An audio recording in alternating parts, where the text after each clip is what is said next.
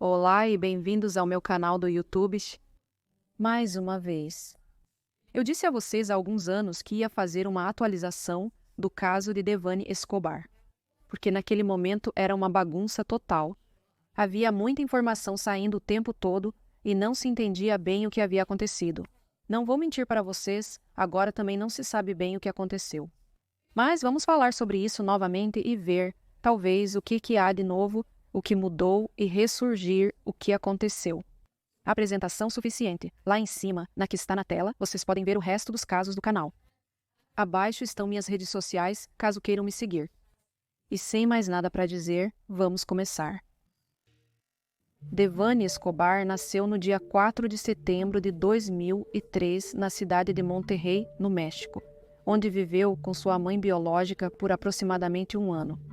Embora não saibamos o nome dessa mulher, sabemos que ela é a irmã de Mário Escobar, que após um ano acabaria adotando a menina junto com sua esposa, Dolores Basaldúa.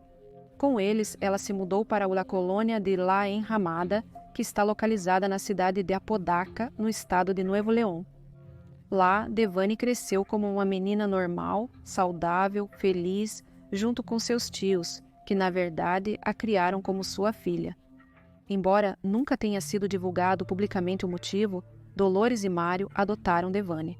Nós sabemos que, desde o início, obtiveram legalmente a sua guarda, tornando-se seus pais perante a lei e tratando-a como tal. Devani foi criada por pais amorosos, com os quais se dava muito bem, tinha um relacionamento muito próximo com eles, o que se manteve mesmo enquanto ela crescia. Para o momento em que os fatos aconteceram em abril de 2002. Devani era estudante da Universidade Autônoma de Nuevo León, para a qual ela frequentava há um ano para estudar direito penal, embora seu objetivo fosse se formar em criminalística. Começar a universidade permitiu que Devani conhecesse pessoas novas e seu círculo social se ampliasse. Entre essas novas amizades estava Sarai, uma garota que ela conheceu no início de 2022 e com quem se deu muito bem. Desde que se conheceram alguns meses antes, as duas garotas saíram juntas várias vezes. Então, quando na sexta-feira, 8 de abril, por volta das 10 da noite, Sarai a chamou para sair, Devani não demorou para a aceitar. Aquela noite, de qualquer forma, elas não sairiam sozinhas, também iriam com Ivone, uma amiga de Sarai. Durante aquela ligação telefônica, Devani e Sarai finalizaram os detalhes para se encontrarem. Aproximadamente uma hora depois, às 11 da noite, as três garotas foram ao local de encontro que haviam combinado e então partiram de lá. Didi. Para aqueles que não conhecem este aplicativo, é uma empresa de transporte que conecta motoristas a pessoas que decidem fazer viagens. É como a Uber, mas é o Didi. Naquela ocasião, o destino das três meninas era a rua Simão Bolívar, na altura do centro de San Nicolás. As meninas souberam que naquele lugar havia uma festa privada. Embora antes de irem para a casa onde estava acontecendo, decidiram passar por um supermercado aberto. 24 horas, o típico. Lá, decidiram comprar bebidas alcoólicas e outras coisas para levar para a festa. Embora não tenham ficado lá muito tempo, já que a reunião era muito mais tranquila do que haviam esperado. Um tanto entediantes, depois de ficarem um tempo lá, decidiram pedir outro Didi para ir a outra festa que estava acontecendo em uma quinta na Via Numância, do bairro Nova Castia. A esta segunda festa chegaram por volta da 1 da manhã do sábado 9 de abril, mas isso também não foi o que esperavam. Quando chegaram à festa, já estava terminando. No entanto, isso não as desmotivou de forma alguma, ainda era cedo e queriam continuar se divertindo. Então as três começaram a procurar em suas redes sociais, em chats por outra festa. Foi assim que uns 20 minutos depois encontraram uma na rua Numância, não muito longe de onde já estavam. Ao contrário das outras duas festas, nenhuma das meninas conhecia os organizadores dessa terceira, mas isso não foi problema algum. Assim que chegaram, elas foram admitidas tranquilamente. A essa altura, as meninas já tinham bebido bastante, e a mais afectada era Devani, que estava bastante bêbada, e isso não melhorou nesta festa, onde continuou a beber. Até 2 horas depois, quando o estado de embriaguez da jovem se tornou muito pior, ela já não conseguia ficar de pé sozinha, muito menos falar de forma coerente, e até se tornou agressiva com várias pessoas que tentavam ajudá-la. Foi assim que vários dos organizadores se aproximaram de Sarai e Yvonne para pedir que elas saíssem com Devane. Era claro que ela precisava descansar, mas o problema era que as meninas não queriam ir embora. Por alguns minutos, Sarai e Yvonne pensaram em como fazer Devane ir para casa sem que elas tivessem que acompanhá-la. Foi assim que Yvonne se lembrou que tinha ficado com o número de Dave, o motorista do segundo Didi, que as tinha levado até aquele lugar. Este motorista havia sido muito simpático e até mesmo lhes transmitiu segurança. Então, chegaram ao acordo de que, quando quisessem ir embora, o chamariam para que ele mesmo fosse buscá-las. Seguindo o que tinham combinado, depois das 13h30 da manhã, Yvonne escreveu para o motorista pedindo que ele fosse à festa buscá-las. Quando chegou às 13h54, a única que entrou no carro foi Devane. Mas não foi fácil, ela pensava muito diferente de suas amigas. Devane acreditava que as outras duas estavam exagerando, e ela, na realidade, não estava tão bêbada. Então não foi fácil fazer com que ela entrasse no carro. Devane resistiu e uma vez que conseguiram que ela subisse. Também se mostrou hostil com David, recusando-se a dar-lhe um endereço para levá-la e exigindo que voltassem para a festa. O motorista levou vários minutos para conseguir que Devane cooperasse e desse um endereço. Ela não parecia nem mesmo lembrar onde ficava sua casa, então acabou dando a ele um endereço errado, o que Dave percebeu quando chegaram lá às 4h25 da manhã. Era um lugar no meio do nada, então era óbvio que a garota não morava lá. Com a pouca paciência que lhe restava, David tentou se comunicar com as amigas da garota para que lhe dessem o endereço correto de sua casa. Mas, embora ele tenha escrito e ligado várias vezes para elas, nenhuma delas respondeu. Devane, que também não parecia ter muita paciência, começou a exigir ao motorista do Didi que a deixasse descer. Durante vários minutos, David se recusou a pedir que ela ligasse para a mãe, mas Devane não deu ouvidos e continuou insistindo, com insultos, para que ele a deixasse descer. Sem mais ideias, David permitiu que a garota descesse. Eles estavam no quilômetro 15 da via Numância, justo onde ela cruza com a via para Nuevo Laredo, no bairro Nueva Castilha, onde não havia nada. Como ela não tinha ideia do que mais fazer e não queria continuar gastando tempo com Devane, o homem disse para ela. Tirou uma foto da garota parada no meio da estrada e enviou para suas amigas. Quem respondeu: "Obrigado, mas não sabemos o que fazer, está insuportável." Nas próximas mensagens que trocaram com David, explicaram que Devane tinha se tornado muito violenta, que até chegou a mordê-las e bater nelas. Yvonne e Sarai disseram ao motorista que estavam tentando se comunicar com os pais da amiga, mas que não conseguiram que eles respondessem. David, por sua vez, contou sua experiência.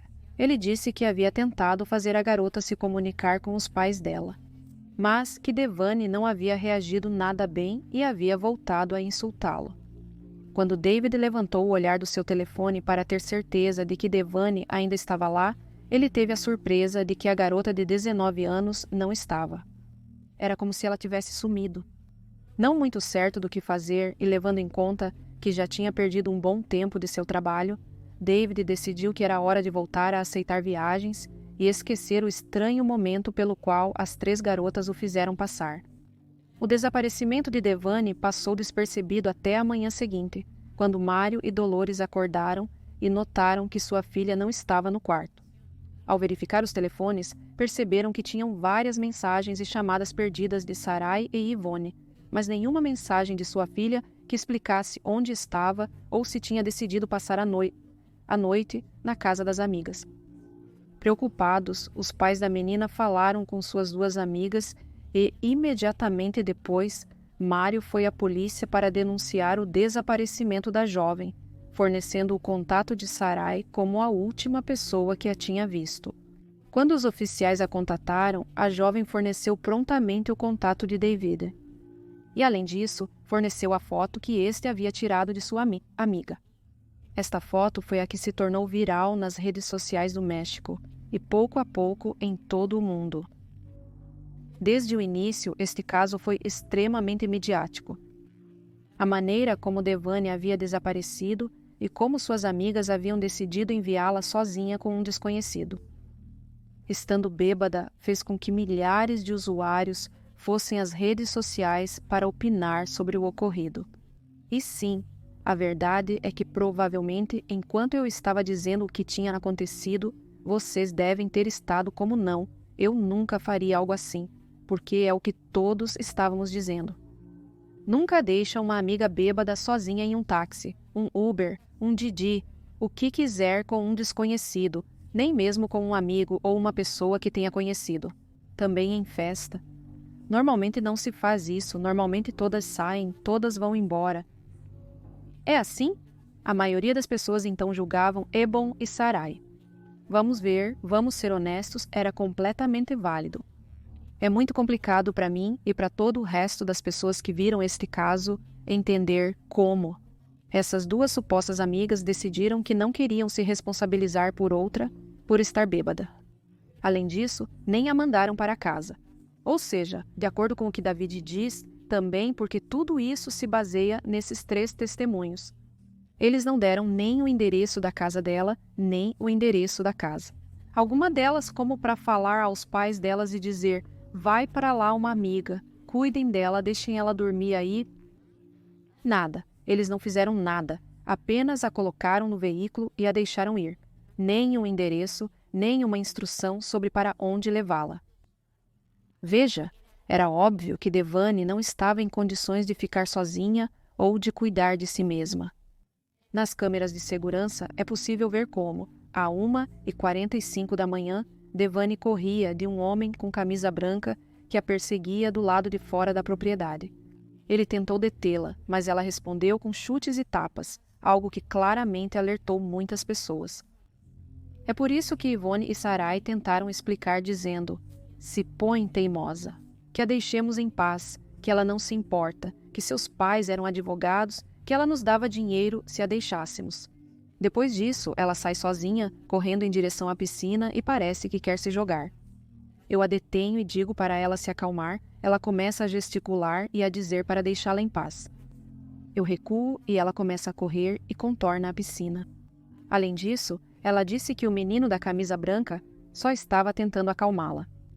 Enquanto isso, a polícia mexicana começou a investigação, interrogando tanto as 2 meninas quanto a David, que desde o início se mostraram colaborativos com os investigadores, entregando seus celulares para que os detetives pudessem reconstruir uma cronologia exata dos fatos e corroborar suas histórias.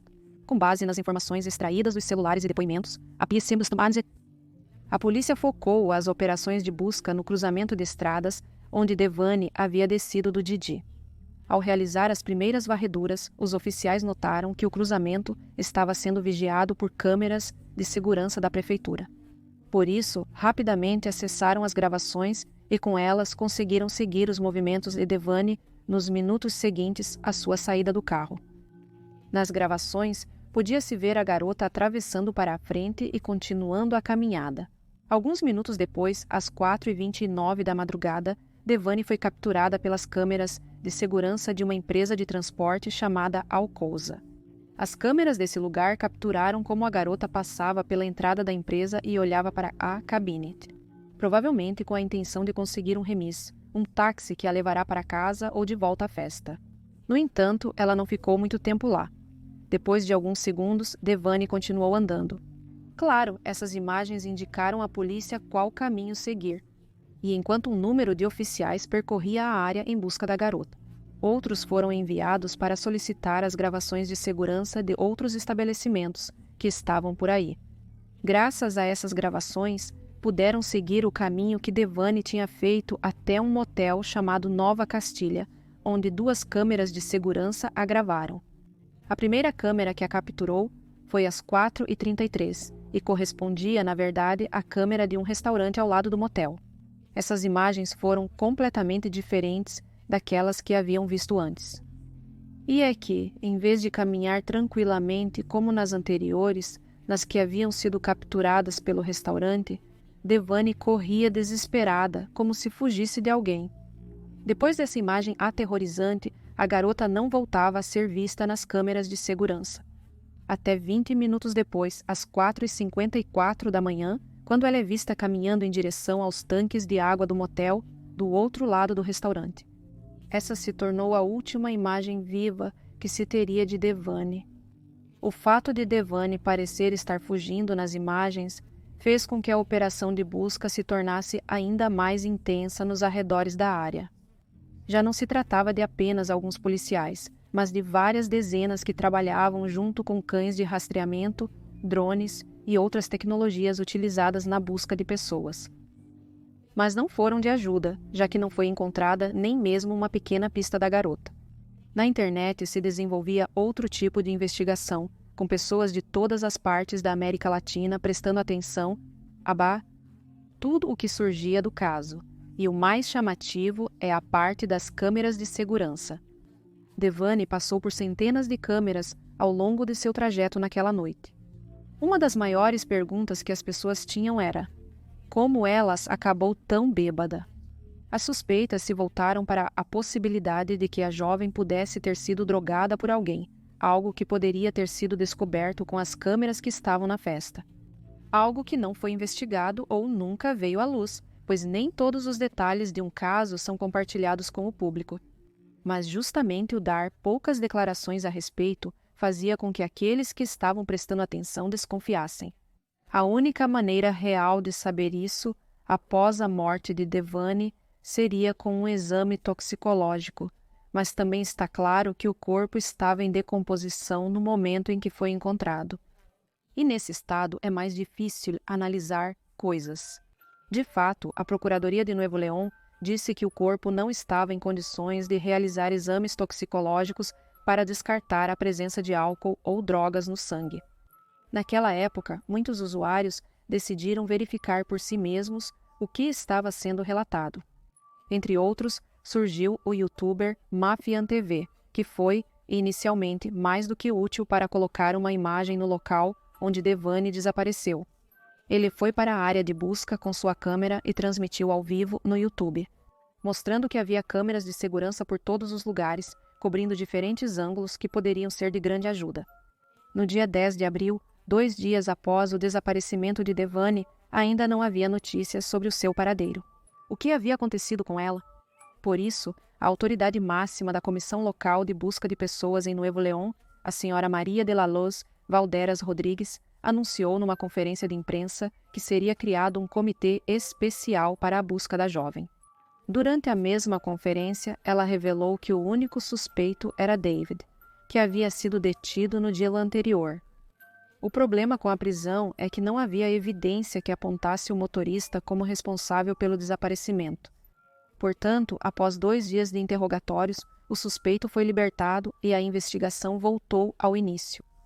Nesse momento, Mário e Dolores começaram a organizar suas próprias buscas.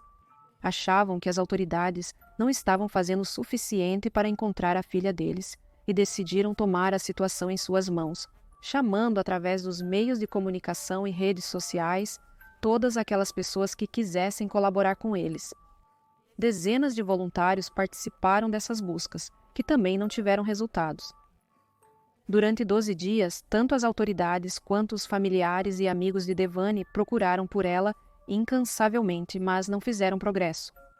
Apenas quando a Comissão Nacional de Busca de Pessoas Desaparecidas se juntou, foi possível a descoberta que terminou com as esperanças da família Escobar de encontrar sua filha viva.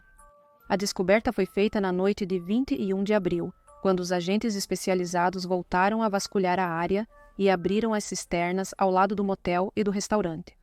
Nova Castela.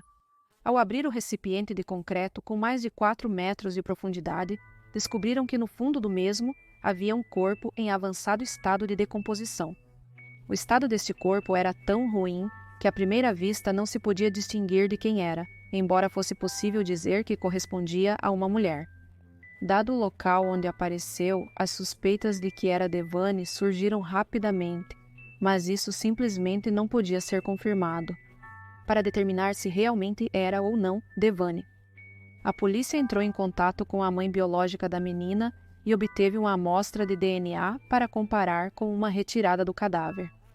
Os resultados da análise ficaram prontos no dia seguinte, ou seja, dia 22 de abril, e confirmaram as suspeitas.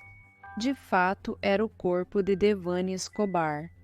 A autópsia realizada permitiu determinar que o corpo da menina já estava em estado de decomposição, indicando que ela estava morta há pelo menos 5 dias.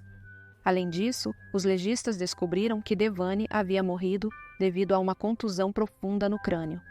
Naquele mesmo dia, e diante da indignação social, o então presidente mexicano Andrés Manuel López Obrador se dirigiu ao seu país em cadeia nacional para lamentar a morte de Devani e prometeu publicamente que a Procuradoria-Geral da Nação se uniria à investigação para garantir que os responsáveis fossem presos. Essa mensagem não era inocente, pretendia acalmar a imprensa e as pessoas, mas a polêmica já estava mais do que instaurada. A descoberta do corpo de Devani e os resultados da autópsia ocorreram em um contexto mais amplo de violência de gênero no México, onde milhares de mulheres desapareceram e muitos casos de feminicídio permaneceram impunes. A indignação que se seguiu à descoberta do corpo de Devani se traduziu em protestos e manifestações em todo o país, onde as mulheres exigiam justiça, e uma mudança na abordagem das autoridades em relação à segurança e à proteção das mulheres. As redes sociais também foram cruciais na disseminação das informações e na organização de manifestações. A hashtag Justiça para Devani tornou-se um símbolo da luta pelos direitos das mulheres e a exigência de um sistema de justiça que escute e proteja as vítimas. A família de Devani se sentiu devastada após conhecer os resultados da autópsia. Mário Escobar expressou sua dor e frustração pela falta de respostas em torno das circunstâncias da morte de sua filha. A família buscava justiça e clareza desde o desaparecimento dele, e a revelação da causa da morte não fez mais que aumentar essa dor e sua luta por respostas.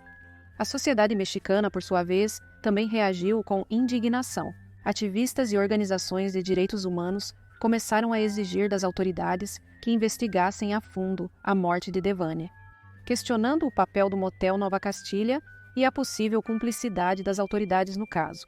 As manifestações e protestos continuaram e muitas mulheres se sentiram inspiradas a compartilhar suas próprias experiências de violência e assédio, criando um ambiente de solidariedade e luta.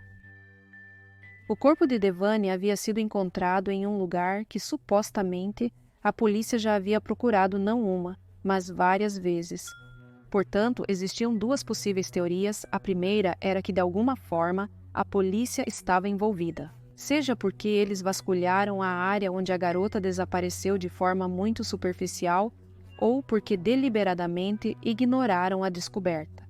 A segunda teoria, que era a que o pai da vítima acreditava, sustentava que o corpo não estava lá desde o início, mas que havia sido depositado na cisterna depois que a busca começou, aproveitando algum momento em que as autoridades não estivessem por lá. No entanto, a polícia negou ambas as teorias com firmeza. Em declaração pública, a Procuradoria chegou a afirmar que não havia motivos para pensar que Devani havia sido assassinada, como a família garantia. Segundo eles, a morte da jovem parecia ser um trágico erro. Sustentavam que certamente a garota havia caído de maneira acidental na cisterna e no processo havia batido a cabeça, o que, em conjunto com seu estado de embriaguez, levou a que ela perdesse a vida. Mas isso não convenceu a família de Devani. Eles estavam certos de que algo mais havia acontecido com sua filha e, por isso, exigiram diretamente aos meios de imprensa que fosse realizada uma segunda autópsia. Este pedido foi feito à imprensa e à população. Em geral, rapidamente apoiaram, colocando cada vez mais pressão nas autoridades e na polícia. De fato, graças a informantes anônimos, vários meios de comunicação publicaram informações que a polícia havia negado publicamente, demonstrando que seu trabalho estava longe de ser honesto. Somente 20 dias após o desaparecimento de Devani, a polícia tornou públicos os vídeos das várias câmeras de gravação que haviam capturado a garota durante aquela noite. Com essa informação, que antes havia sido negada à família da vítima, os Escobar decidiram iniciar uma investigação paralela na qual participaram médicos, legistas e detetives particulares que analisaram as informações que tinham em mãos. Naquela época, o pai de Devane esclareceu que, entre os vídeos que viu, encontrou uma briga com suas amigas, algo que elas esclareceram em suas declarações. No entanto, ele diz que parece que, enquanto elas saíam da festa, uma das amigas puxou agressivamente o cabelo dela. O 13 de maio. Mais de um mês após o desaparecimento e a subsequente morte de Devane, os resultados da autópsia, que foi feita de forma independente, tornaram-se públicos. Neste relatório, a menina foi golpeada várias vezes na cabeça com um objeto contundente. Além disso, foi descrito que o corpo apresentava ferimentos compatíveis com uma luta. Ela não havia caído e se afogado, como alegava a promotoria. Ela teria lutado com alguém pela sua vida? E a prova disso era o detalhe do relatório forense, no qual se explicava que não havia encontrado qualquer sinal que indicasse que a menina teria falecido, devido à queda ou ao afogamento. O fato de não haver água nos pulmões de Devane indicava que ela havia morrido em algum outro lugar, que não era a cisterna. Outro detalhe do relatório era que afirmava que Devane tinha sinais de ter sido abusada sexualmente, algo que nunca tinha sido mencionado na autópsia oficial. Os resultados, tão diferentes entre uma autópsia e outra, fizeram com que as suspeitas em torno da investigação policial se tornassem ainda maiores. Diante das acusações e pressão social, o presidente mexicano ordenou naqueles dias que o corpo da vítima fosse reexumado. No dia 30 daquele mês, para realizar uma terceira autópsia. Os resultados dessa terceira autópsia foram divulgados em 18 de julho, por meio de um relatório oficial assinado e realizado pelo presidente do Instituto de Ciências Forenses do México. Foi determinado que Devane havia falecido por asfixia, mas não por sufocação, ou seja, ela não havia se afogado no reservatório. No entanto, ao contrário da segunda autópsia, negava que houvesse sinais ou feridas que permitissem afirmar que ela havia sido agredida sexualmente. Apesar das diferenças, a concordância na causa da morte descartava completamente a versão da promotoria, que afirmava que Devane havia caído e se afogado no reservatório. Mas depois disso, a investigação parece ter parado. Se há novidades ou progressos, a verdade é que não foram divulgados. A única mudança que sabemos é que depois disso, a Procuradoria decidiu alterar o rótulo do caso e começar a trabalhar nele, como um feminicídio. Mas desde então, a única atualização que tivemos foi em janeiro do ano passado, quando 2 funcionárias do motel, Nueva Castilha, foram acusadas. Trata-se de Ana Luísa N. e Erida Yuriti N., que foram acusadas de fazer declarações falsas sobre o caso, embora nunca tenha sido tornado público. O que elas disseram e se o falso testemunho significava que estavam tentando desviar a investigação do verdadeiro culpado, ou o que isso significava em geral. Em janeiro, elas foram condenadas a um regime especial de liberdade condicional, que consiste em ter que se reportar a um oficial de polícia toda semana e não poder sair do estado. Enquanto isso, a investigação continua. Mais de 2 anos após os eventos, não sabemos se existe algum culpado ou responsável sob a mira das autoridades. Na verdade, não sabemos se o caso está realmente ainda sendo investigado. Quanto às polêmicas, a verdade é que elas não cessaram. No início do ano passado, 2023, vários serviços de streaming demonstraram interesse em fazer uma série sobre a história de Devane. Pouco depois, descobriu-se que, na verdade, surgiu de um projeto apresentado pelos pais da garota às diferentes produtoras. A notícia gerou muita controvérsia e críticas. As pessoas acusaram a família de Devane de querer ganhar dinheiro com a trágica morte de sua filha. A magnitude das críticas foi tanta que o projeto foi interrompido e nunca foi lançado. Em outubro daquele mesmo ano, Mário Escobar voltou a estar no olho público, quando tomou ações legais contra uma produtora jornalística, que tinha feito um documentário sobre o caso de sua filha. De maneira alheia a eles, ele dizia que esse documentário revitimizava a jovem. A maior indignação chegou em dezembro daquele ano, quando Mário anunciou sua candidatura a deputado federal, como parte do partido político Movimento Cidadão. A notícia foi muito mal recebida e novamente ele foi acusado de querer lucrar com a morte de sua filha. Embora a realidade seja que durante sua campanha ele fez referência a promover leis e protocolos de emergência para o caso de pessoas desaparecidas, algo que lhe aconteceu de muito perto. A eleição para o seu cargo foi realizada em junho deste ano, mas Mário não conseguiu ser eleito. Foi revelado há poucos dias que o caso não seria considerado um feminicídio. A Procuradoria-Geral da República, ou Procuradoria-Geral da República não, o Procuradoria-Geral da República não considerou feminicídio, apesar das investigações e resultados das perícias que, no mínimo, mostram inconsistências no que foi apresentado como versão oficial. Depois de quase 3 anos, os pais de Devani esperam poder encontrar apoio na presidente do país. Os pais estão buscando um terceiro perícia para que seja confirmado que Devani perdeu a vida nas mãos de outra pessoa e que não foi um acidente. Mas o pai de Devani não para por aí, pois também denunciou um homem por uma piada de humor negro que revitimava a jovem. Sérgio Verdusco, também conhecido como Platanito, esteve envolvido em uma ação movida perante o Conselho Nacional para Prevenir a Discriminação, ou Conselho Nacional para Prevenir a Discriminação, por uma piada sobre a morte de Devani, que o pai da jovem não levou bem.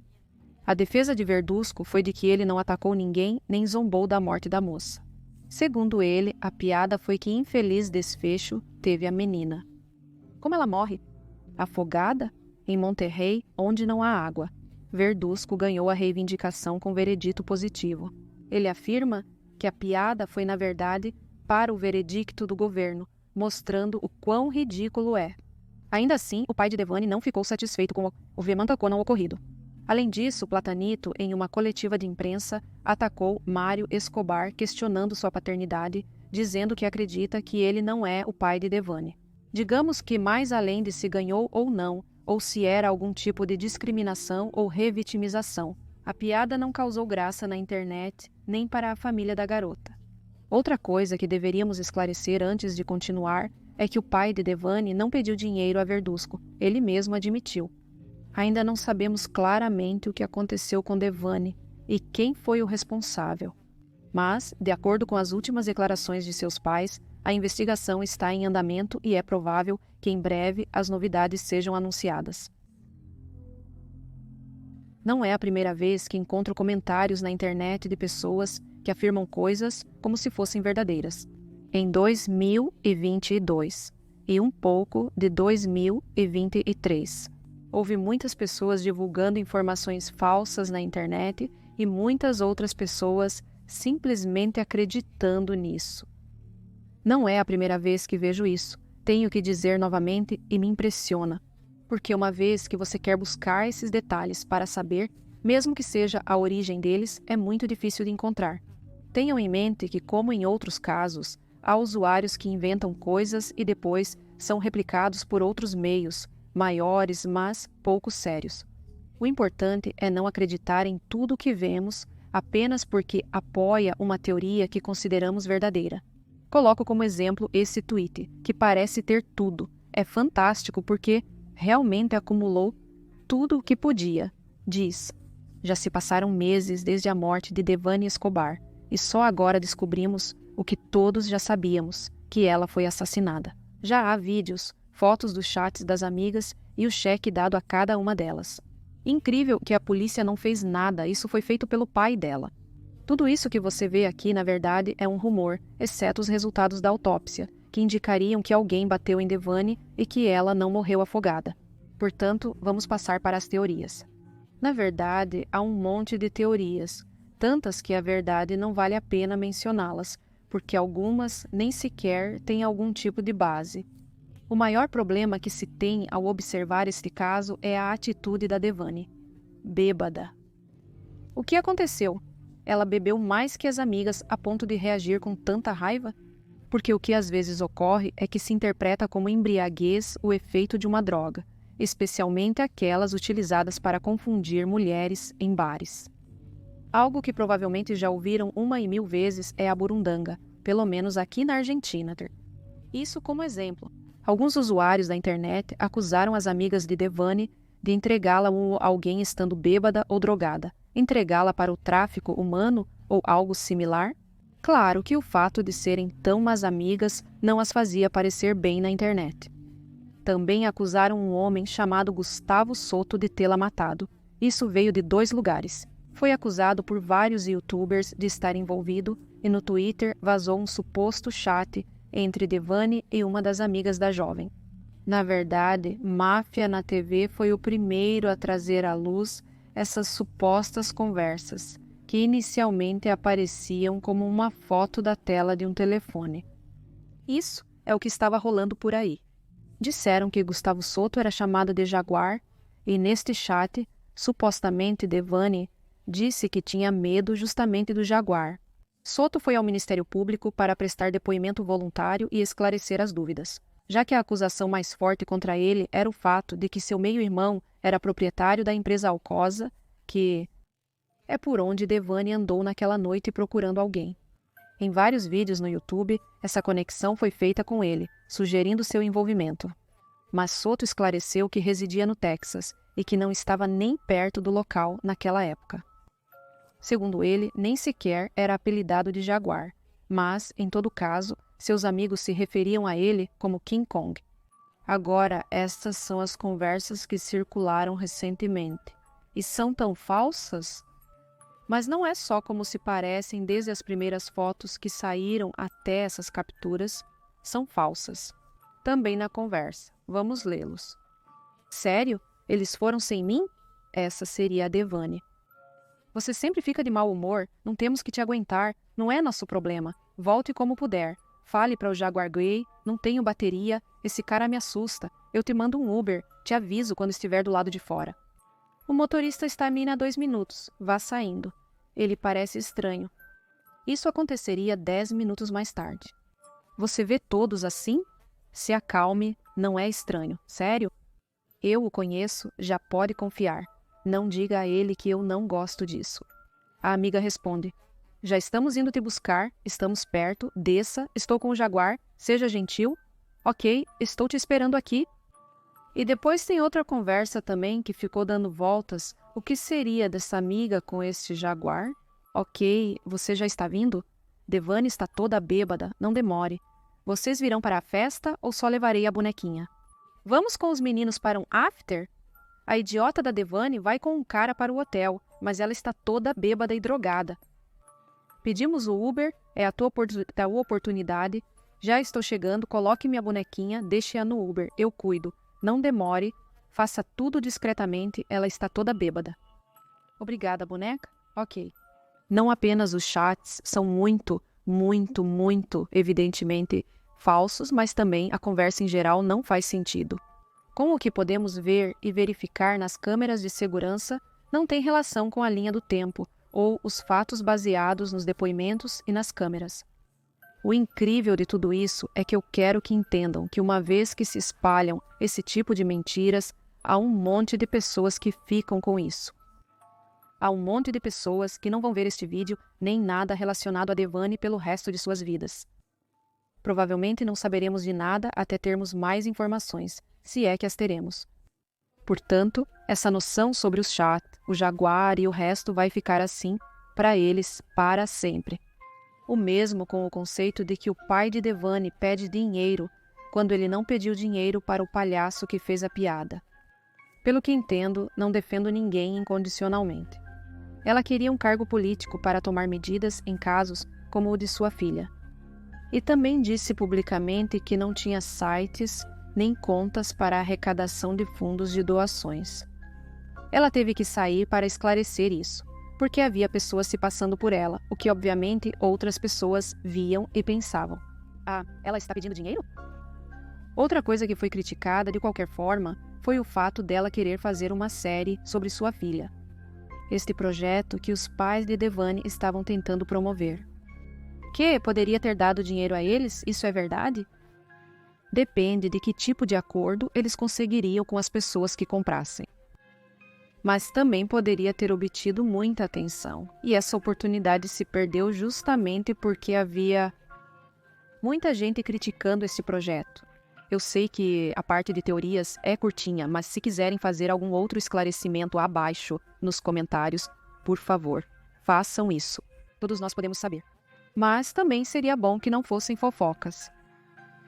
Do Twitter. Para todo o resto, se vocês têm mais alguma informação, por favor, deixem nos comentários abaixo. Portanto, fiquem atentos.